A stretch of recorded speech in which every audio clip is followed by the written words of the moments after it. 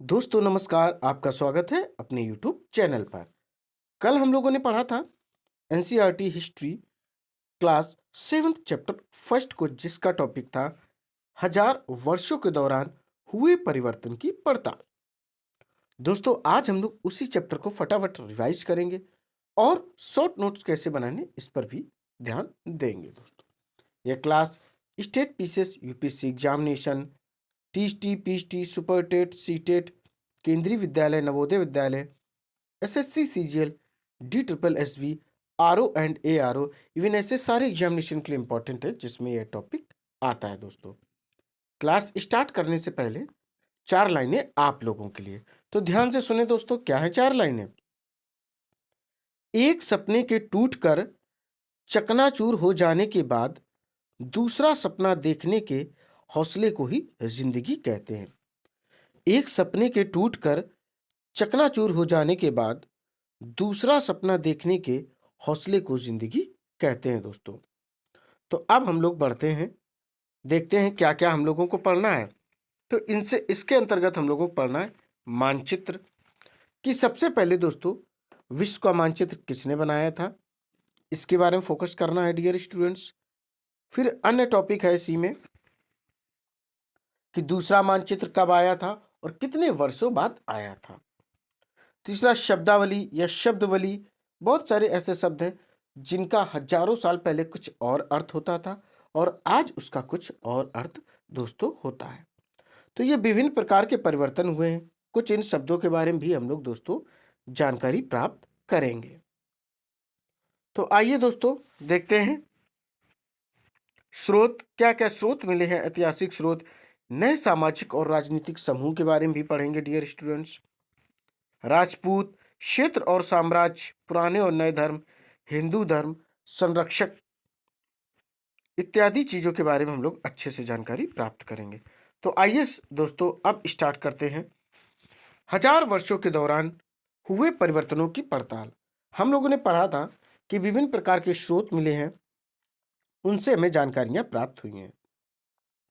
कितने हजार वर्षों के बाद क्या क्या चेंजमेंट हुए हैं, इसके बारे में भी हम लोगों ने पढ़ा था। दोस्तों तो जो पहला टॉपिक है अपना वह है मानचित्र अर्थात मैप। देखिए अरब के एक भूगोलवेत्ता थे जिनका नाम था अल इदरीसी। क्या नाम था? अल इदरीसी ने सबसे पहले 12वीं शताब्दी में अर्थात 1154 में नक्शा तैयार किया था। यहाँ जो नक्शा दिया गया वह उसके द्वारा बनाए गए दुनिया के बड़े मानचित्र का हिस्सा है और भारतीय उपमहाद्वीप को यह दर्शाता है। इस समय चीजों की जानकारी का अभाव था और मानचित्र बनाने का तकनीकी जो थी वो कम थी, जिसके कारण यह मानचित्र कैसा उल्टा दर्शाया गया है, आपको मैंने चैप्टर में दिखाया है। इसके बाद कुछ समय गुजरता है दोस्तों, फिर एक फ्रांसीसी मानचित्रकार आते हैं। कहाँ के? फ्रांसीसी मानचित्रकार आते हैं। वे 1720 में एक नक्शा बनाते हैं। देखिए इस समय मानचित्रकार बनाने का तकनीकी में काफी बदल गई थी, काफी कुछ चेंजमेंट हुई थी, काफी कुछ चीजें इन लोगों ने सीख ली थी। ये मानचित्रकार लगभग 600 वर्ष बाद आया था। वो कब आया था? 1154 में। ये आया 1720 में। लगभग जो इनके बीच में दोस्तों टाइमिंग रही है वह 600 वर्षों की रही है। यूरोप के नाविक तथा व्यापारी अपनी समुद्र यात्रा के लिए इस नक्शे का इस्तेमाल करते थे और नई पुरानी चीजों का यूज करके मैप बनाते थे। अब अपने पास है शब्दावली, अर्थात बहुत सारे ऐसे शब्द हमने पिछले चैप्टर में मीन्स इसी चैप्टर में पढ़े थे कि उनका हजारों साल पहले कुछ और अर्थ होता था। जैसे हिंदुस्तान, जो लोग सिंध नदी के पार रहते थे अर्थात यूनानी बोला करते थे कि जो सिंध नदी के इस पार रहते हैं, स्पेशली हम लोग भारतीय, उनको यह सा की जगह सिंध की जगह हिंद शब्द का प्रयोग किया करते थे। ऐतिहासिक अभिलेख कई तरह की भाषाओं में मिलते हैं और ये भाषाएं भी समय के साथ साथ बहुत बदली हैं। एग्जाम्पल आप लिख सकते हैं जैसे हिंदुस्तान शब्द आज हमें ऐसे आधुनिक राष्ट्र राज्य भारत के अर्थ में लेते हैं। 13वीं सदी में जब फारसी के इतिहासकार, कौन से फारसी के इतिहासकार थे? मिनहाज ए सिराज ने हिंदुस्तान शब्द का जो प्रयोग किया था उसका आशय था पंजाब, हरियाणा, गंगा यमुना के बीच में स्थित इलाकों से, अर्थात यहाँ पर जो लोग रहते हैं उनको हिंदुस्तान कहा जाता था कि ये लोग हिंदुस्तान में रहते हैं। उसने इस शब्द का राजनीतिक अर्थ में उन इलाकों के लिए इस्तेमाल किया था जो दिल्ली के सुल्तान के अधिकार क्षेत्र में आते थे, और इन राज्यों में तो रहते थे, प्लस ये दिल्ली के जो सुल्तान थे उनके अंतर्गत भी ये लोग आते थे दोस्तों, उनके अधिकार क्षेत्र के अंतर्गत थे। हिंदुस्तान जो शब्द है, देखिए दोस्तों, हिंदुस्तान शब्द दक्षिण भारत के समावेश में कभी नहीं हुआ। दक्षिण में हमेशा चोल पांड इन्हीं लोगों का शासन रहा है, और ये अपने समय के शक्तिशाली राजा हुआ करते थे। 16वीं सदी के आरंभ में बाबर ने हिंदुस्तान शब्द का प्रयोग उस उपमहाद्वीप के भूगोल, पशु पक्षियों और यहाँ के निवासियों की संस्कृति का वर्णन करने के लिए किया। अगर इस टाइप का कभी क्वेश्चन आए कि 16वीं शताब्दी के दौरान किस शासक ने, तो आप कह सकते हैं बाबर ने मुगल वंश की स्थापना की थी। क्या की थी दोस्तों? इन्होंने मुगल वंश की स्थापना की थी 1526 में। और इन्होंने जो उस महाद्वीप पे लोग रहते थे, जैसे भौगोलिक जानकारी के लिए, वहाँ की पशु पक्षियों के लिए, और वहाँ जो व्यक्ति या मनुष्य जाति प्रजाति निवास करती थी, उनकी संस्कृति कैसी थी, उनका खान पीन कैसा था, उनकी वेशभूषा कैसी थी, इस पर इन्होंने चर्चा की थी।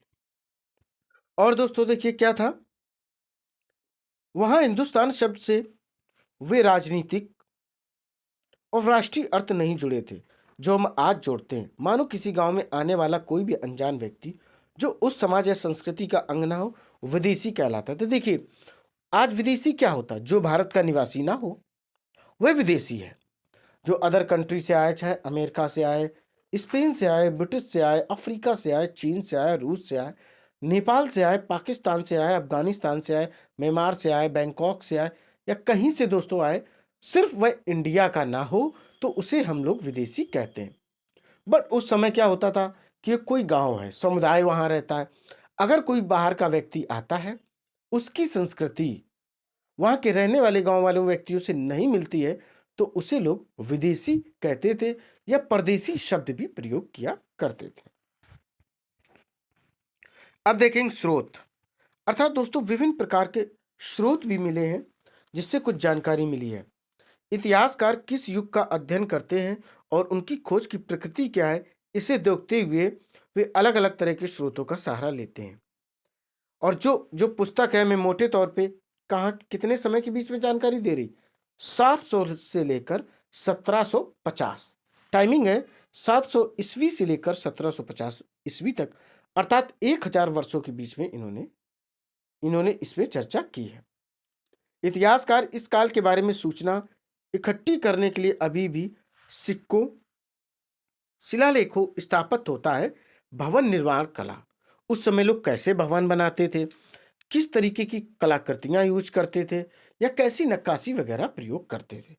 तो जो उस समय के सिक्के मिल रहे हैं, शिलालेख मिल रहे हैं, उसी के अनुसार आज भी इतिहासकार अंदाजा लगाते हैं, कहते हैं कि उस समय इस तरीके की संस्कृति रही हुई, तथा लिखित सामग्री पर भी निर्भर करते हैं। कुछ जैसे शिलालेख मिलते हैं, उस पर कुछ उपदेश लिखे हुए होते हैं, कुछ पांडुलिपियां प्राप्त होती हैं। तो इन सब चीजों से जानकारियां दोस्तों प्राप्त होती रहती हैं। इस युग में प्रमाणिक लिखित सामग्री की संख्या और विविधता आश्चर्यजनक रूप से बढ़ गई। इस समय के दौरान कागज क्रमशः सस्ता हो गया था। देखो, कागज भी उस समय आया था, तो दोस्तों कागज जो है सस्ता हो गया था। कागज का यूज कहाँ कहाँ करते थे लोग? धर्म ग्रंथ, ऐसी धार्मिक पुस्तकों को बनाने के लिए, उनमें धार्मिक उपदेशों को लिखने के लिए कागज का उपयोग होता था। शासकों के वृत्तांत कि कौन से शासक ने किस राज्य पर शासन किया, या कैसे वह शासन करता है, कितने युद्धों को जीता है, उसके शादी संबंध क्या रहे हैं, कितने पारिवारिक लोग सदस्य रहे हैं, पूरी के पूरे वृत्तांत कागज पर ही उस समय उतारे जाने लगे थे। फिर संतों के लेखन तथा उपदेश भी, अर्जियां मतलब होता किसी को कोई शिकायत है या उस तरीके की भी आप अप्लाई कर सकते थे, अर्थात कागजों पर लिखकर दे सकते थे। और जो वहाँ की न्याय व्यवस्था होती थी, अदालत होती थी, उसके जो भी डॉक्यूमेंट्स होते थे, पेपर्स होते थे, सारे के सारे वो किस पर होते थे? कागज पर होते थे। हिसाब तथा करों के खाते आदि में इसका उपयोग होने लगा था। और धनी व्यक्ति, शासक, जनमत तथा मंदिर पांडुलिपियां एकत्रित किया करते थे। देखो, धनी व्यक्ति पांडुलिपि एकत्रित करते थे, शासक जो होते थे वो करते थे, उनके जो कवि वगैरह रहते थे वो, जन जो वहाँ की प्रजा वगैरह होती थी, अगर उनको कुछ पांडुलिपियां हैं, कुछ ऐसे स्रोत प्राप्त हुए जिनसे कुछ ऐतिहासिक जानकारियां मिलती, वो भी ये कार्य किया करते थे। मठ तथा मंदिर पांडुलिपियां भी एकत्रित किया करती थी। इन पांडुलिपियों को पुस्तकालयों तथा अवलेखागार में रखा जाता था। देखिए, जैसे कोई पांडुलिपि मिल गई तो उसे लाइब्रेरी में रख दो या अवलेखागार में सुरक्षित रख दो। इन पांडुलिपियों तथा दस्तावेजों से इतिहासकारों को बहुत सारी विस्तृत जानकारी भी मिलती, मगर साथ ही इसका उपयोग कठिन है।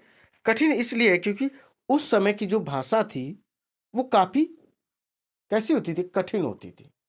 और आज की भाषा जो मॉडर्न लैंग्वेज है वो काफी परिवर्तित हो चुकी है, वो अलग तरीके की। आज की भाषा पढ़ना आसान है, बट हजारों साल की लिखी हुई संस्कृत, फारसी, अरबी, उर्दू को पढ़ना बड़ा कठिन दोस्तों होता है।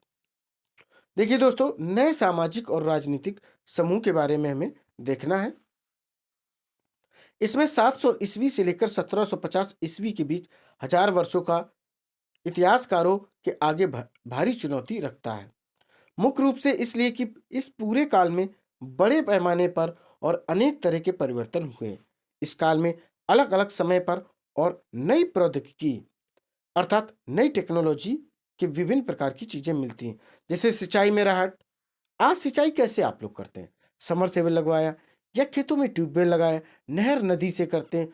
उस समय दोस्तों नहर नदी के अलावा जो कृत्रिम इन्होंने एक सिस्टम बना रखा था आर्टिफिशियल, वह था रहाट, एक तरीके से चक्का था पहिया जो घूमता था और उससे पानी निकलता था। कताई में चरखे और युद्ध में आग्नेय शस्त्रों बारूद वाले हथियार का प्रयोग किया करते थे। आज टेक्नोलॉजी बढ़ गई है, कपड़े की कटिंग के लिए विभिन्न प्रकार की मशीन्स आ गई हैं, युद्ध करने के लिए मिसाइल्स या अन्य चीजें भी डेवलप हो गई हैं। इस उपमहाद्वीप में नई तरह का खान पियन भी आया था। क्या क्या आया था देखो दोस्तों, क्या क्या उस समय चर्चा, जैसे आलू, मक्का, मिर्च, चाय और कॉफी। ध्यान रहे कि ये तमाम परिवर्तन नई प्रौद्योगिकी और फसलें उन लोगों के साथ आए जो विचार भी लेकर आए थे। परिणाम स्वरूप यह काल आर्थिक, राजनीतिक और सामाजिक सांस्कृतिक परिवर्तनों का भी काल रहा है। देखो, जब कोई व्यक्ति बाहर से आता, सपोज दैट पुर्तगाली आए थे 1498 में, वास्को डी गामा ने समुद्री मार्ग से भारत तक वह पहुंचने वाला पहला पुर्तगाली था। उसकी संस्कृति अलग थी, कुछ संस्कृतियां उसने भारत में दी और कुछ भारत की कुछ संस्कृतियां थी, उसने वो भी चीजें सीखी। तो इस तरीके से क्या हुआ था, उस समय का परिवर्तन, आर्थिक परिवर्तन भी हुआ था, राजनीतिक परिवर्तन भी हुआ था, सामाजिक और सांस्कृतिक परिवर्तन भी हुआ था। चारों के चारों परिवर्तन उस समय दोस्तों हुए थे। अब लोग पढ़ेंगे राजपूत। आइए राजपूत के बारे में पढ़ते हैं। इस काल में जिन समुदायों का महत्व बढ़ा उनमें से एक समुदाय था राजपूत, जिसका नाम राजपूत अर्थात राजपूत का अर्थ होता है दोस्तों राजा का बेटा या राजा का पुत्र। 8वीं से 14वीं सदी के बीच यह नाम आमतौर पर योद्धाओं के उस समूह के लिए प्रयुक्त होता था जो क्षत्रिय वर्ग के होने का दावा करते थे और युद्ध वगैरह किया करते थे और कहते थे कि हम संरक्षक हैं, सभी की सुरक्षा करेंगे। अब हम लोग पढ़ेंगे जो टॉपिक है क्षेत्र और साम्राज्य। इस काल में राज्यों के अंतर्गत कई सारे क्षेत्र आ जाते थे। दिल्ली के सुल्तान गयासुद्दीन बलबन, देखो दिल्ली के जो सुल्तान रहे वह गयासुद्दीन बलबन, जिनका जो कार्यकाल रहा है वह 1266 से लेकर 1287 रहा। तो गयासुद्दीन बलबन की प्रशंसा में एक संस्कृत प्रशस्ति में उसे एक विशाल साम्राज्य का शासक बताया गया। देखिए उसकी टाइमिंग भी रही 1266 से 1287 के बीच में, जो पूर्व में बंगाल, गौड़ से लेकर पश्चिम में अफगानिस्तान के गजनी तक फैला हुआ था, जिसमें संपूर्ण दक्षिण भारत द्रविड़ भी आ जाता था। गौड़ आंध्र आंध्र प्रदेश कह सकते, क्या कह सकते हैं दोस्तों इसको, आंध्र प्रदेश, केरल, कर्नाटक, महाराष्ट्र और गुजरात आदि इसमें उस समय यह क्षेत्र आता था। 700 ईस्वी तक कई क्षेत्रों के अपने अपने भौगोलिक आयाम तय हो चुके थे और उनकी भाषा तथा संस्कृति विशेषताएं स्पष्ट हो गई थी। अर्थात देखिए उन्होंने अपने अपने राज्य बना लिए थे, डिसाइड कर लिया था और भाषा भी अपने अनुसार रखी थी और संस्कृति में विभिन्न प्रकार के परिवर्तन या कुछ विशेष चीजें भी आने लगी थी। हम लोग पढ़ेंगे पुराने और नए धर्म के बारे में। बिल्कुल दोस्तों, देखते हैं क्या है ये इतिहास। देखिए क्या होता है, इतिहास के जिन हजार वर्षों की पड़ताल हम लोग कर रहे हैं, समझ रहे हैं, इनके दौरान धार्मिक परंपराओं में कई बड़े परिवर्तन आए। दैविक तत्व में लोगों को आस्था कभी कभी बिल्कुल ही व्यक्तिगत स्तर पर होती थी, मगर आमतौर पर इस आस्था का स्वरूप सामूहिक होता था। जो भी कार्यक्रम होते थे धार्मिक, वो सामूहिक तौर पे होते थे, ग्रुप में लोग किया करते थे। किसी दैविक तत्व में सामूहिक आस्था यानी धर्म प्रायः स्थानीय समुदायों के सामाजिक और आर्थिक संगठन से संबंधित होती थी। जैसे जैसे इन समुदायों का सामाजिक संसार बदलता गया, वैसे ही इनकी आस्थाओं में भी परिवर्तन आता गया। उस समय क्या था, हिंदू धर्म। देखिए, आज जिसे हम हिंदू धर्म कहते हैं, उसमें इसी युग में महत्वपूर्ण बदलाव आए। इन परिवर्तनों में से कुछ थे नई देवी देवताओं की पूजा, राजाओं द्वारा मंदिरों का निर्माण और समाज में पुरोहितों के रूप में ब्राह्मणों का बढ़ता महत्व, बढ़ती सत्ता आदि। अर्थात दोस्तों, पहले की बात क्या है, हिंदू एक शब्द हुआ करता था, धीरे धीरे लोगों ने इसे हिंदू धर्म में परिवर्तित किया और विभिन्न प्रकार की मूर्तियां बनाना स्टार्ट किया। वहां के जो राजा शासक होते थे, उन्होंने दोस्तों क्या किया, मंदिरों का निर्माण कराया। फिर एक वर्ग निकल कर आया ब्राह्मण, जिसने खुद को पुरोहित कहा और कहा कि धार्मिक कार्यक्रम वही सारे के सारे करवाएंगे। इस तरीके से हिंदू धर्म की उत्पत्ति होती नजर आती है। हम लोग देखेंगे संरक्षक। देखिए दोस्तों, इसमें क्या था, संस्कृत ग्रंथों के ज्ञान के कारण समाज में ब्राह्मणों का बड़ा आदर होता था। देखो, संस्कृत स्पेशली कौन बोलता था, ब्राह्मण वर्ग बोलते थे, और यही सारे के सारे धार्मिक कार्य कराते थे। यही युग था जिसमें इस उपमहाद्वीप पे नए नए धर्मों का भी आगमन हुआ। कुरान शरीफ का संदेश भारत में 7वीं सदी में, किसमें, 7वीं सदी में यह व्यापारियों और आप्रवासियों के जरिए पहुंचा था। मुसलमान, देखिए यहाँ से आपको बताते हैं दोस्तों, मुसलमान कुरान शरीफ को अपना धर्म ग्रंथ मानते हैं, केवल एक ईश्वर अल्लाह की सत्ता को स्वीकार करते हैं। अर्थात इनमें क्या होता है, किसी भी प्रकार की कोई मूर्ति पूजा नहीं होती है। इस्लाम विद्वान धर्मशास्त्रियों और न्याय शास्त्रियों उलेमा को संरक्षण देते हैं। किसको देते हैं, उलेमा को संरक्षण देते हैं। इस्लाम के अनुयायियों में कुछ शिया थे। शिया कौन थे, जो पैगंबर साहब, तथा कुछ सुन्नी थे, जो पैगंबर साहब के दामाद अली को मुसलमानों की विधि सम्मत नेता मानते थे। तो ये छोटी चीजें इनको समझ लें कि शिया थे वो पैगंबर साहब को मानते थे, और जो सुन्नी थे वो जो पैगंबर साहब थे उनके दामाद थे, उनकी विभिन्न प्रकार के उपदेशों को मानते थे। समय और इतिहास के कालखंडों पर विचार करते हैं। जैसे आपने आधुनिक इतिहास या मध्य काल के इतिहास को या प्राचीन काल के इतिहास को सुना होगा। यही दोस्तों क्या था, समय खंड या कालखंड इसको कह सकते हैं। इतिहासकार समय को केवल घड़ी या कैलेंडर की तरह नहीं देखते थे, यानी कि केवल घंटों, दिन या वर्षों के बीतने के रूप में नहीं देखते थे, बल्कि कुछ बड़े बड़े हिस्सों, युगों या कालों में बांट दिया जाए तो समय का अध्ययन कुछ आसान हो जाता। 19वीं सदी के मध्य में अंग्रेज इतिहासकारों ने भारत के 3 इतिहासों में बांटा, हिंदू युगों में बांटा, हिंदू, मुस्लिम और ब्रिटिश। ये कौन थे, अंग्रेज के जो हुआ करते थे, उस समय के अंग्रेज हुआ करते थे, उन्होंने हिंदू, मुस्लिम और ब्रिटिश में इनको बांट रखा था। यह विभाजन इस विचार पर आधारित था कि शासकों का धर्म ही एकमात्र महत्वपूर्ण ऐतिहासिक परिवर्तन होता है, और अर्थव्यवस्था, समाज और संस्कृति में और कोई भी महत्वपूर्ण बदलाव नहीं आता। इस दृष्टिकोण में इस उपमहाद्वीप की अपार विविधता की भी उपेक्षा हो जाती थी। इस काल विभाजन को आज बहुत कम इतिहासकार आर्थिक तथा सामाजिक कारकों के आधार पर ही अतीत के विभिन्न कालखंडों की विशेषताएं तय करते हैं। तो दोस्तों, ये रहा अपना पूरा चैप्टर। फटाफट इसको हम लोगों ने रिवाइज किया है। इसमें हम लोगों ने मानचित्र पढ़ा। पहला मानचित्र 1154 में अल इदरीसी ने बनाया था। टेक्निक्स का विशेष नॉलेज नहीं था, इसलिए उल्टा इन्होंने प्रेजेंट कर दिया था। फिर लगभग 600 साल बाद एक फ्रांसीसी मानचित्रकार आया, उसने दोस्तों क्या बनाया था, 1720 में यह चित्र बनाया था। फिर विभिन्न प्रकार की शब्दावली, जैसे हिंदुस्तान में उस समय कुछ और अर्थ था, आज एक राज्य और देश से संबंध है। फिर दोस्तों, स्रोत विभिन्न प्रकार के प्राप्त हुए हैं, शिलालेखों, सिक्कों या स्थापत्य, भवन निर्माण या ऐतिहासिक इमारतों से विभिन्न प्रकार की जानकारियां प्राप्त हुई हैं। देखो फिर कागज वगैरह का भी दोस्तों उस दौरान यूज बढ़ने लगा था। उसमें धर्म ग्रंथ या शासकों के वृत्तांत आदि चीजें लिखी जाती थी। नए सामाजिक और राजनीतिक समूह भी आने लगे थे। इसमें विभिन्न प्रकार की दोस्तों चेंजमेंट होने लगे थे। ठीक है दोस्तों। अब फिर इसके बाद राजपूत काल, इसका अर्थ होता है राजा का पुत्र, अर्थात लगभग 8वीं से 14वीं सदी के बीच में इन्होंने युद्ध वगैरह लड़े और खुद को कहते थे कि हम युद्ध करेंगे और सबको सुरक्षा प्रदान करेंगे। क्षेत्र और साम्राज्य की बात करें तो गयासुद्दीन बलबन आए थे चर्चा में। इनका जो शासनकाल रहा 1266 से 1287, ये दिल्ली के राजा रहे हैं, दिल्ली के सुल्तान रहे हैं। और दोस्तों इन्होंने कहाँ से कहाँ तक शासन फैलाया था? पूर्व में बंगाल, पश्चिम में अफगानिस्तान और संपूर्ण दक्षिण में दिल्वर तक इन्होंने कंट्रोल कर रखा था। पुराने नए धर्म, तो विभिन्न प्रकार के दोस्तों परिवर्तन इसमें भी मिले हैं। हिंदू धर्म दोस्तों कैसे देवी देवताओं की स्थापना, मंदिरों का निर्माण, पुरोहितों ने क्या किया था? ब्राह्मण थे वे पुरोहित के रूप में उभर कर सामने आए। संरक्षक, तो इनको क्या ये संस्कृत वगैरह पढ़ते थे और अपने आप को सर्वोपरि बताया करते थे। फिर मुस्लिम धर्म सामने आया। ये कुरान था। कुरान, ये अपने मुसलमान थे, कुरान को अपना एक क्या मानते थे? धार्मिक ग्रंथ मानते थे।